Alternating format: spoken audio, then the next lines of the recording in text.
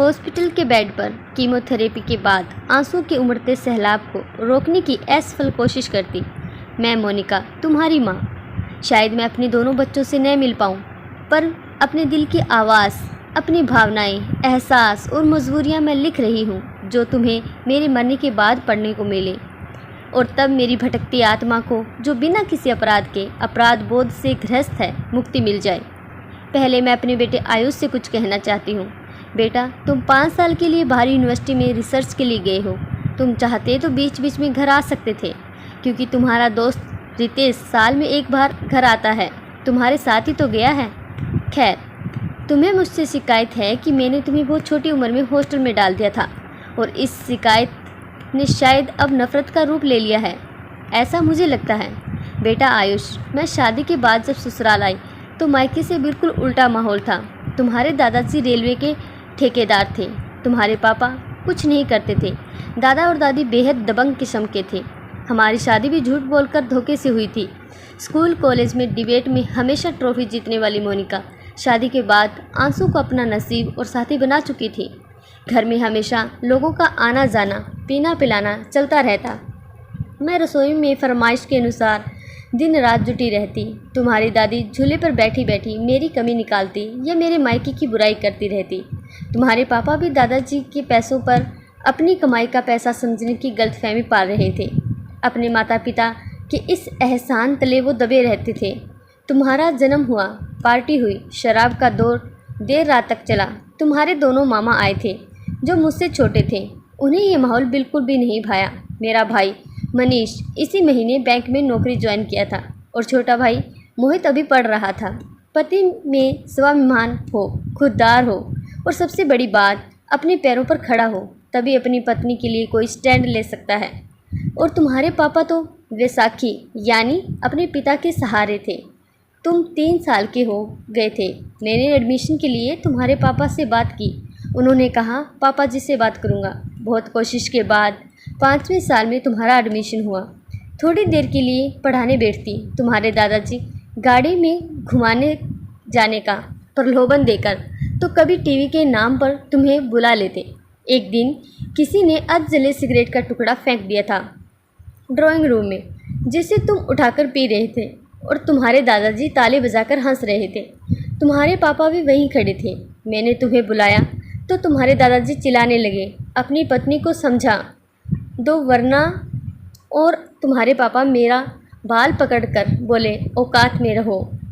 आंसू बहाने के अलावा मैं क्या कर सकती थी? तुम गाली देना भी सीख गए थे। जिद्दी और बदतमीज़ होते जा रहे थे। मैं मजबूर थी। मैं फिर से माँ बनने वाली थी। खून की कमी थी। डॉक्टर ने सख्ती से कहा बेड रेस्ट ज़रूरी है। 2-3 बार चक्कर खाकर गिर भी गई थी। तुम्हारी दादी ने अबॉर्शन करवाने की कोशिश की, पर 4 महीने हो चुके थे। पैसे के प्रलोभन के बाद भी डॉक्टर तैयार नहीं हुई। मुझे मायके पहुंचा दिया गया, क्योंकि ना मैं तुम्हारे पापा के लिए किसी काम की थी, ना ही रसोई संभालने के लायक थी। तुमको लेकर मैं मायके आ गई। मनीष और मोहित ने जब तेरी हरकतें देखी तो मुझसे सवाल किया। मजबूरन अब तक छुपाया हुआ सच मुझे बताना ही पड़ा। घर वालों ने सर पीट लिया।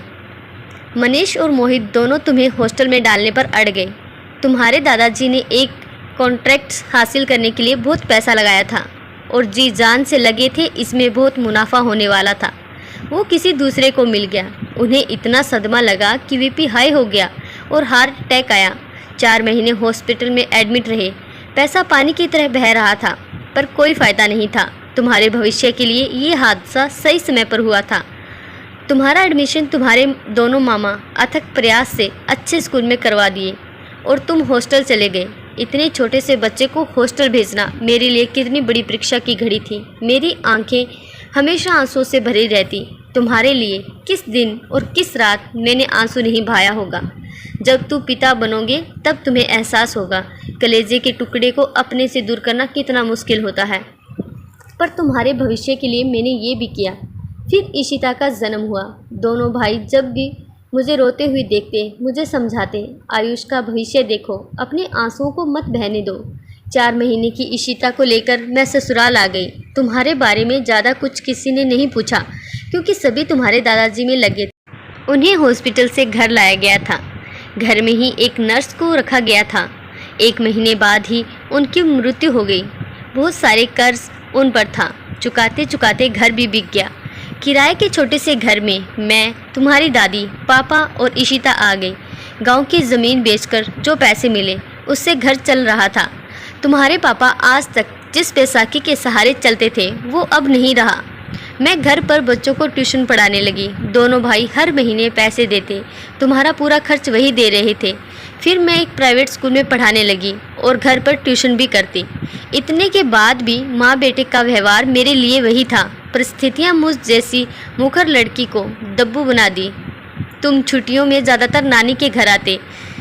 जाते समय तुम्हारे मामा 1-2 दिन के लिए लाते, पर तुम मुझसे खींचे खींचे रहते। मैं तुम्हें कलेजे से लगाना चाहती, पर तुम और इशिता की शिकायत मुझसे की। मैंने उसे पैसे बचाने के लिए बाहर नहीं भेजा। समय गुजरता गया। तुम मास्टर्स डिग्री के बाद अपनी योग्यता के बल पर बाहर विश्वविद्यालय में पीएचडी के लिए चले गए। इशिता भी सीए की पढ़ाई दिल्ली से कर रही है। छुट्टियों में अक्सर घर आने की बजाय कहीं कहीं घूमने चली जाती है फ्रेंड्स के साथ। जब घर आती है तो मैं जी जान लगा देती हूँ उसे खुश करने के लिए। उसके पसंद का खाना नाश्ता हुल्स कर बना के ले जाती हूँ, पर वह ऐसे मुंह बनाती है जैसे जहर खा लिया हो। उसकी सहेलियाँ कितना तारीफ़ करती हैं, आंटी आपके हाथों में गजब का स्वाद है। पर कोख जाई आंखों में आंसू लिए लौट आती हूँ। कहने में झिझक हो रही है, पर आज सब कुछ बता दूंगी तुझे। तुम्हारे जन्म के बाद से ही मुझे 15-15 दिन रक्तस्राव होता था।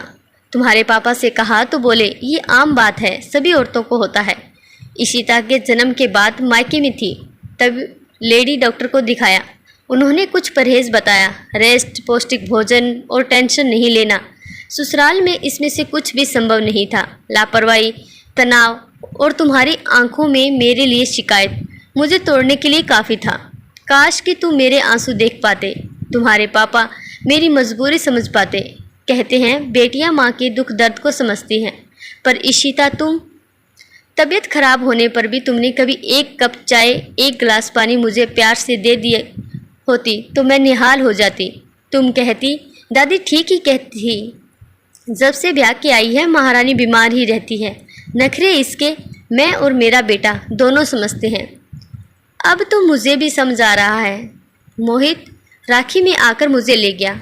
बच्चे यहाँ नहीं हैं, चलो। मुझे 1 महीने से फिर से रक्तस्राव हो रहा था। पेड़ों में दर्द था और वज़न भी तेज़ी से कम हो रहा था। मोहित, उसकी पत्नी और मैं डॉक्टर के पास गए। उन्होंने कुछ टेस्ट बताए। रिपोर्ट दूसरे शहर से आएगी, टाइम लगेगा। और रिपोर्ट में गर्भाशय कैंसर निकला। 3रा स्टेज था। डॉक्टर समझाते आप अपना आत्मविश्वास और जीने की चाह को जिंदा रखिए, आप ठीक हो जाएंगी। पर टीवी सीरियल और असली ज़िंदगी में यही फ़र्क है। टीवी सीरियल में अंत में सब ठीक हो जाता है, पर हकीकत में ऐसा नहीं होता। दोनों भाइयों को मैंने कसम दे रखी है, इशिता और आयुष को कुछ नहीं बताए, और तुम्हारे पापा को भी। अब तुम्हारे पापा भी अपनी गलती महसूस कर रहे हैं, मेरा ख्याल रखने की कोशिश करते हैं, पर मैं उनसे मन से, दिल से इतनी दूर जा चुकी हूँ कि वापस लौटकर आना असंभव है।